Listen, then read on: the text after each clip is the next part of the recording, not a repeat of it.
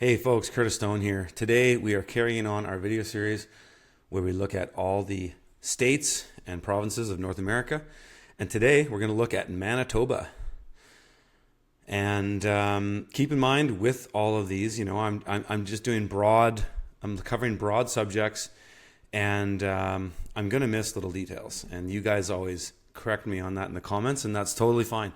But yeah, I just realized that, I can only cover so much detail in so much time, and we're using Google Earth, and so we're going to harvest as much information as we can with this tool, and it is a powerful tool. And if you want to learn about me doing this, and you want me to show you some tips and tricks, check out a link in the video here or in the show notes where I'm going to show you three tricks you can use to avoid making a big mistake when you're buying a property. And tools like this can allow you to look at a large sample size so that you do less visits. Because when you're looking for a property, it's a big job. And if you get it right, the rest of your 10, 20 years on that property is amazing. But if you do it wrong and you make the wrong purchase, well, now you got a problem. Now you either got to sell the property or try to make do and fight an uphill battle dealing with some of the issues that could have been identified if you use tools like this. So keep that in mind and check that out. All right, let's jump into it. So we got Winnipeg here. It's a big province. Like most of Canada, very few people live outside of the, a few hundred kilometers of the U.S. border. I think it's actually that most Canadians live within 100 miles or 100 kilometers of the U.S. border. And so it won't be any different in Manitoba.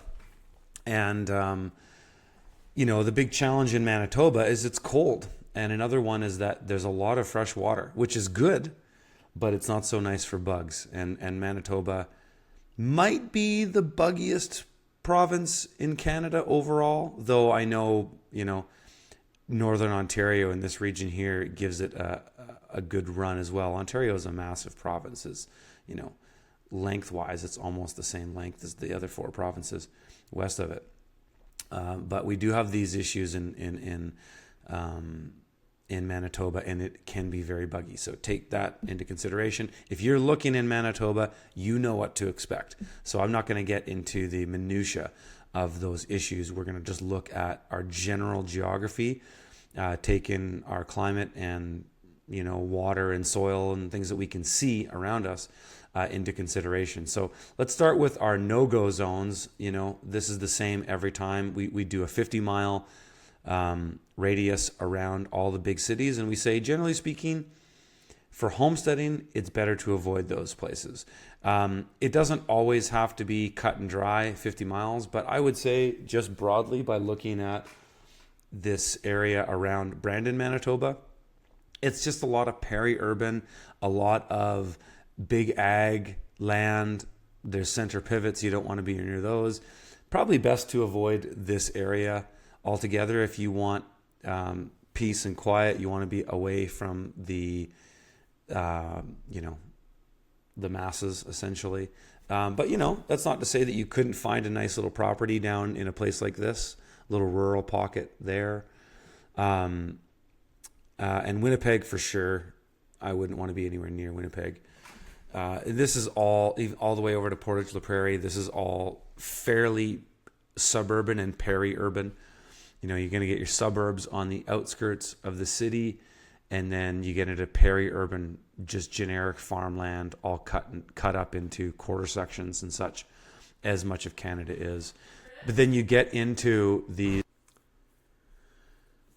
Okay, so yeah, you want to avoid these general areas. And it's the same patterns everywhere we look. You've got where you see green is where you want to be. That's where the trees are. That's where... There's a fly in here driving me crazy. That's where the trees are. That's where the space is. That's where the fresh air is. And there's no shortage of fresh water in Manitoba in general. Let's look at some good locations that we could consider. And you can see they're all kind of around these green areas. So one area up here around this... I can't even pronounce that. Let's just say Ditch Lake. I don't even know what the hell that word is. Onan, or I'm not even going to try. There's one I can pronounce, Scandinavia. So lots of these areas around here, we've got lots of trees, we've got lakes, we've got dirt roads, tons of personal space. But then you could have access to some of these smaller towns in here. And I think we do have some properties in here. Let's take a look at this property in particular. So this looks like a full quarter section. Nice private access in, mostly trees. You've got some field there. Oh yeah, this is amazing. Look at this. Coming in off a dirt road, total private entrance. You could have commercial fields in here if you wanted. Long, nice, straight driveway into your homestead section, which is great. And in this section here, you could probably find everything you need as far as homesteading, because there's probably at least 5 acres or close to that, 2 acres. You could expand into this very easily by, taking some trees out there. You might go do something like this, to get a little bit more area. But there's a lot to start with in this area. And you could, of course, just expand out if you wanted to. Because 5 acres, if you can have 5 acres on a homestead, it really gets you everything you need as far as all the fields, buildings, infrastructure, space for greenhouses. There isn't a turnaround driveway in here, but I like turnaround driveways. I see some people in the comments when I've talked about turnaround driveways in the past. Some people in the comments are going, well, it's a waste of space. And yeah, that's true if you're urban farming like I was. But if you're on acreage, it's a fairly insignificant use of space, but it creates a lot of conveniences. Having a turnaround driveway, I'll just put one in here where you would do it. But you come in, and you would get kind of the core of the homestead. You'd want to touch the house. You might actually do something like this, because there's something here. You might make a turnaround driveway like this kind of thing.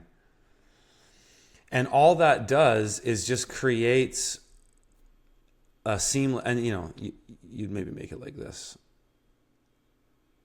But it creates less resistance. So less turning around or stopping to switch back with a vehicle. It creates workflow, and it just creates a seamless moving materials around. If you're building a homestead and developing a homestead, driveways are really important. Let me tell you, my driveway is long and nebulous, and I do have a turnaround driveway. I'm at the top of mine now, but it really creates seamless flow because you're always bringing in materials. You're always pulling stuff out. A lot of traffic. Turnaround driveways are really convenient for that. So that's what I would consider, something like that in here. Let me actually just redraw this because I would probably do it something like this. Nice, smooth and easy around, depending on what that is. If that's the main house or not might dictate how you lay that out exactly. But you could do that kind of thing. And it doesn't really waste space. It actually creates a lot of convenience for you when you're building the homestead. And then you add other buildings and infrastructure around it. So this is a sweet little spot. Lots of trees. It's always better to start with more trees than less. And this should be 160 acres. Just by looking at it, that's what it looks like. Yeah, quarter section, 160 acres. So that's a beautiful little homestead there. Let's take a look at some of these other areas that we have. Lots of lakes, lots of fresh water around here. You could drill a well here and have groundwater like crazy. Some of these other spots up here, similar situation. You got other towns around, but you got lots of rural sort of areas in here that are great for homesteading. This one, you're going to be kind of close to that big lake, which is going to give you a lake effect, give you a little bit more warmth. Also in the winter could be kind of gnarly because the winds coming in from the north could be fairly cold. Winds pick up speed over water. And so, in a cold climate, you have to think about that. But another kind of cool homestead here, field, the owner probably leases this field to a guy that might run all of that. But nice little homestead setup here. Private access off the road, come in. There's a bit of a turnaround here. Lots of infrastructure in and around there. Tons of trees. Perfect. Totally private. The nice thing, another reason that you like that driveways like this are nice, that are offset, and there's a small opening here, is that all the dust, if this is a dirt road, and I think it is, all the dust from that is going to be stopped here, and it's not going to blow into your homestead. And dust in the summer is a real deal. It sucks. So you want to take that into consideration. So that's a nice little spot. And then let's go over to this little zone here. And see, we just kind of pick random homesteads. So I don't know whose these are. I don't know if they're for sale.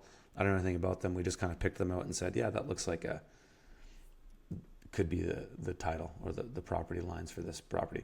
This property would be amazing to be on that river. Let's go Moscow. Man, my pronunciations are pathetic this morning. Manitobans can chime in and say, Curtis, you're pronouncing that wrong. But yeah, nice private access in. You're on a dead end road here. So the fact that this access on the driveway is open wouldn't be nice if it was here. But because it's here and on this dead end road, it's almost a secondary driveway. So you do have privacy there. And this is a great layout. They got some, looks like some greenhouses. There's some sheds. No, these aren't greenhouses. These are just big pole barns. But yeah, nice access in, turnaround driveway, lots of space in the back 40 here, and you could, lease out that field there or just cut hay off it if you wanted to. Amazing access on that river, though. You could be getting fish and all kinds of resources from that almost year round. You could probably do ice fishing in the winter. But yeah, that's a little look into Manitoba. One thing I should have said at the beginning when I was looking at this one is that the thing about Manitoba is that the bottom part of it here is all very exposed, which is your typical prairie climate.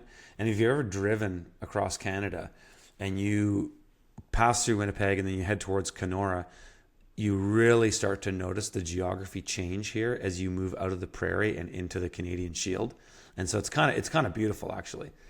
And so Manitoba is very different from places along the Canadian Shield that are kind of getting close to Ontario to places that are closer to Saskatchewan. They're more like Saskatchewan, just open prairie.